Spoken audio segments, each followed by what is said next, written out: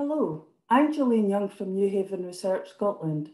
Today I'm going to run through some key findings from the report commissioned by ALACHO about what it means to treat housing as a human right and how outcomes linked to the right to adequate housing might be measured. As you're probably aware, the Scottish Government plans to introduce a new human rights bill in this parliamentary session. Amongst other things, the bill will embed the right to adequate housing into Scots law. The Scottish Government's also said it's going to align the Housing to 2040 strategy with the human rights agenda. And all this really begs the question, what does it mean to treat housing as a human right? Well, from my reading of the UN literature, 5 recurring themes stand out. First of all, the United Nations have said that housing sits at the core of people being able to live with dignity.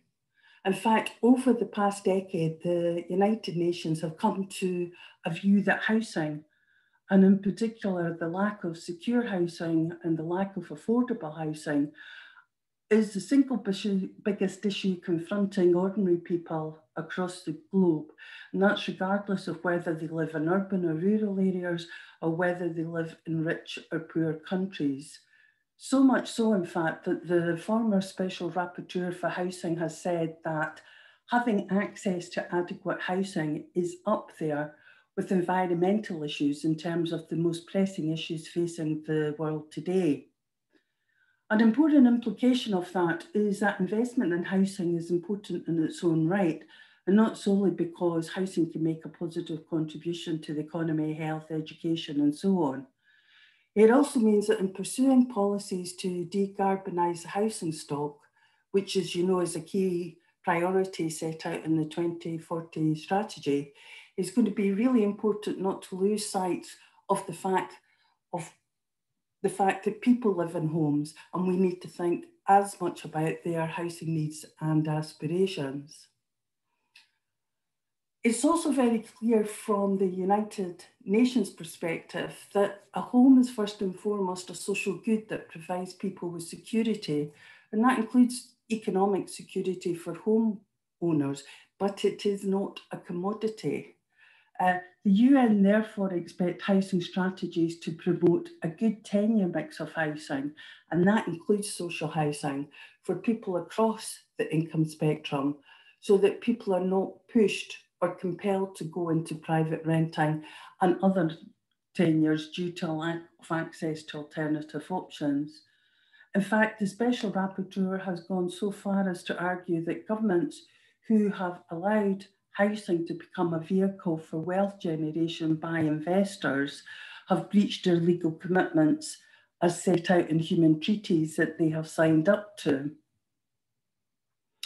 A third theme is that housing strategies have to focus on key concerns, which, as far as the UN are concerned, really relates to dealing with housing inequalities, dealing with discrimination, dealing with affordability problems, and dealing with homelessness.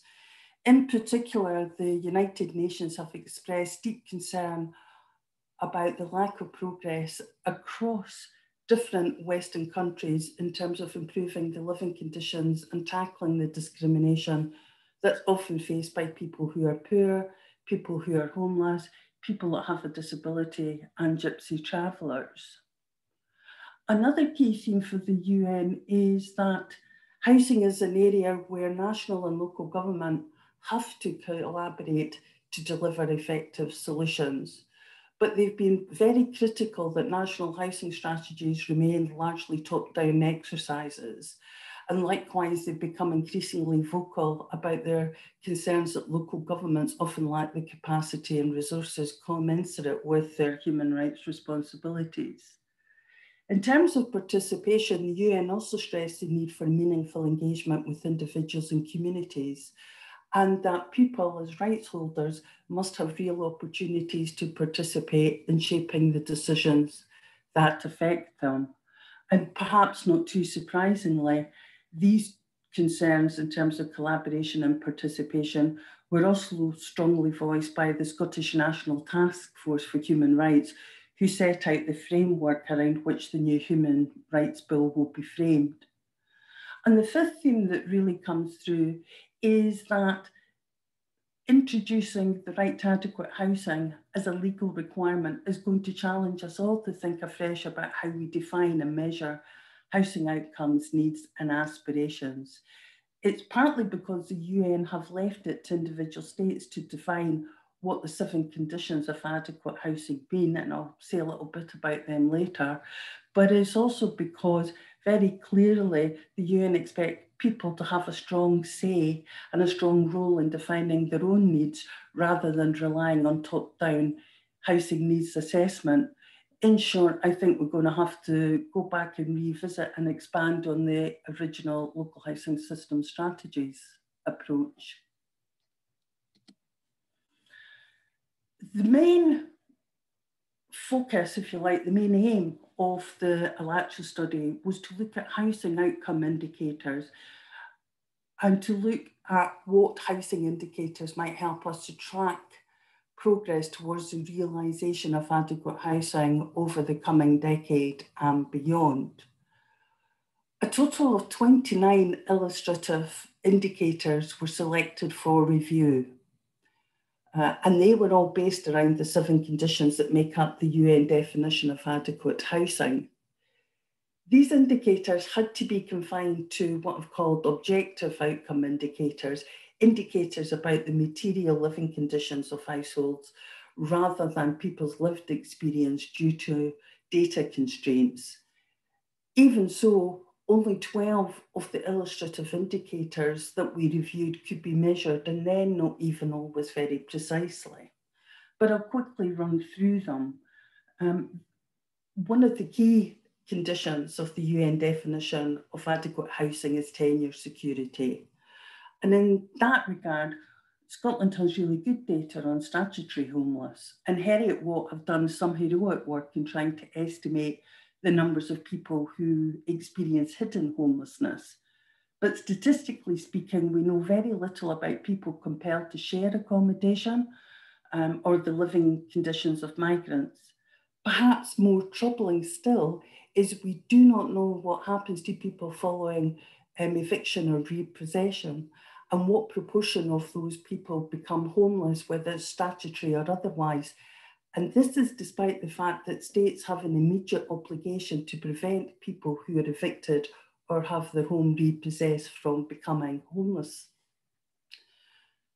In terms of habitability and services, I think we've got good data in relation to the physical condition of the stock, at least at national level, though there are some problems and scope for improvement around the measurement of dampness, condensation and energy efficiency. And I think the COVID-19 pandemic has obviously raised questions about whether the bedroom standard that we use for measuring overcrowding is still fit for purpose. Turning to affordability, it's fair to say the Scottish Government statisticians have been working hard to improve data to measure incomes and housing costs, again at the national level. The problem is that after decades of debate, we still have no real consensus about how affordability should be defined and measured, and what should be counted as housing costs and what should be counted as income.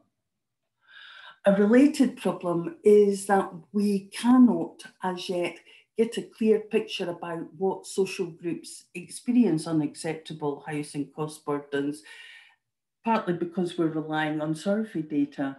And this also means we can't track the extent to which affordability problems and unacceptable housing cost burdens are driven by inadequacies in the social security system, or due to rising housing costs, or some combination of both. The last 3 conditions surrounding adequate housing are accessibility, location, and cultural adequacy. And I think it's fair to say that we find that the data for those 3 conditions range from poor to non-existent.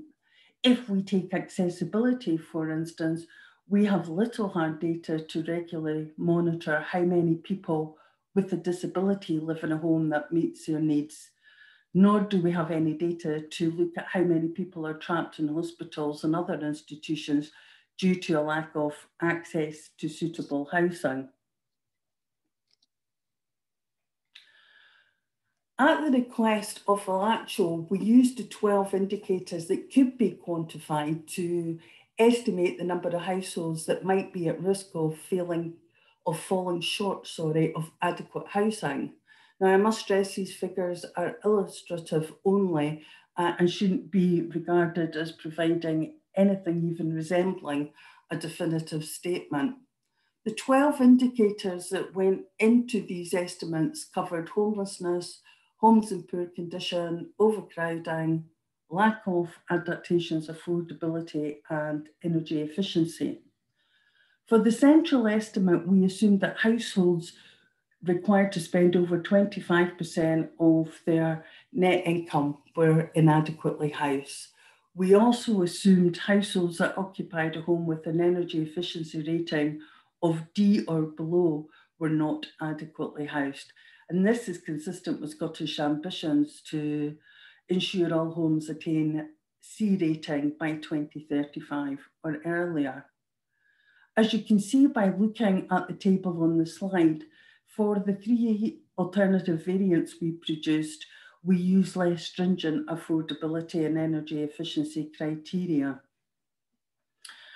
The table also confirms that whichever combination of indicators were applied, the numbers of individuals and the number of households at risk of falling short of being adequately housed are very considerable. In the case of households, for example, anywhere from 41% to 74% of all households in Scotland appear to fall short of being adequately housed at the moment.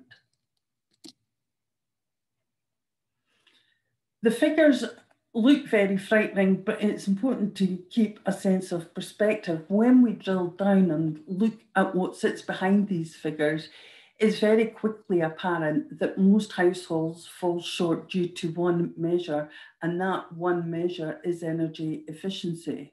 So assuming the Scottish Government priorities to improve energy efficiency progress as they hope, then the number of households that are inadequately housed should decline sharply in the coming decade. We also did a bit of work to look at how many households have 2 or unmet needs. That analysis was limited to looking at households that are already housed, already have a home due to data constraints. But again, what we found was, depending on what indicators were applied and how affordability and energy efficiency were defined, somewhere between 218,000 households and 547,000 households fell short of being adequately housed. These are still significant shares of the population. We also find that in terms of who's at most risk of being inadequately housed, single person households of working age, so that's essentially adults between the ages of 18 and 64, and private renters were most at risk. In contrast, households that had 2 or more people in work were at least risk of being inadequately housed. The one other thing we looked at was whether we could get a handle on what kind of problems faced by those that had 2 or more problems. And what we found was that essentially 275,000 households experience in parallel problems with housing affordability and energy inefficiency, over half of which are owners and private renters. And that has important implications, obviously, for the Scottish Government's strategies going forward for decarbonising the house dwellings. For that reason, we think this is something the Scottish Government will want to investigate further going forward. Finally, in terms of moving forward, I think we can sum up by saying that at the moment we have a very incomplete picture of how many people are inadequately housed, which social groups are most at risk of being inadequately housed, and why. It also struck me in reading through the human rights literature is that discussions around adequate housing, and more specifically, the solutions that get proposed by human rights experts, tend to focus very much on what I would call the symptoms of housing problems rather than their causes. So I think that says that moving forward, we need to see greater engagement between housing and human rights researchers and analysts to try to work out the best way forward. It's also very clear that the Scottish Government want to place human rights at the heart of policy and budgetary decisions. But if this is to happen, it needs to show leadership. It needs to commit resources, in effect, to improving the range and quality of housing-related data that is routinely collected to support monitoring of human rights, both at a national and at a local level. Of course, there are naturally limits to what the Scottish Government can achieve on its own, especially if local authorities, RSLs and so on, are unable or cannot provide data in the first place. Therefore, I think if the human rights agenda is really going to require local authorities, housing associations, the Scottish Housing Regulator to pay a lot closer attention, to pay more attention to data collection and monitoring going forward, both to enhance the data we have available at the national level to monitor progress towards realising adequate housing, but also to inform their own understanding and monitoring. Looking beyond data considerations, I think there's two further final points I'd want to make. One is that the Scottish Government are going to have to think very carefully about how they ensure third parties respect human rights and what this means for the regulation of private landlords and other private bodies involved in housing, because the human rights agenda is very clear that anyone involved in the delivery of housing has obligations to respect and promote human rights, and the Scottish Government has a key responsibility to make sure that that happens. Finally, I think not just housing, but all areas of policy are going to have to continue to work to build trust and include different social groups, including people who are in disadvantaged and marginalised groups, in making decisions and monitoring progress towards the realisation of adequate housing. Thank you.